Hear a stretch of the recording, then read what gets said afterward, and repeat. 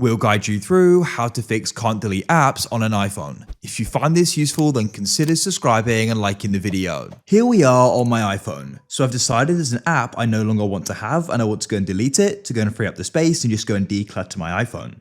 So what you can do is go and find the app you want to do this with. Let's go and say I wanted to go and do it with this app here. What I can then do is go and tap and hold my finger on it like so, and we'll go and get this pop up. And what you can do is go and find the option for remove app, and you can then go and tap there. So in this list, you should go and see the option for delete, but as you can see, it's missing. I just see remove from home screen, and pressing that will just go and keep it in my app library. It's not what I'm looking to do. So let's go and fix this so we're able to delete and remove it from our iPhone. Swipe across and get to the main home page on your iPhone and find the settings app. You can tap on it, or alternatively, you can drag down and go and search for settings and open it up. Then what you need to do is you want to go down here and you want to go and find the option for screen time and go and tap in here.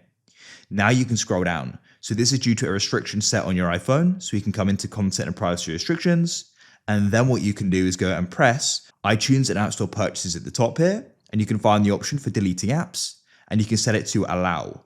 Now you need to go and enter in the passcode. So if you know it, enter it in. If somebody else set it up, they'll need to enter it. If you forgot it, you can scroll down on the screen time page, press change, and you can press change, and you can press forgot and recover it with the Apple ID account.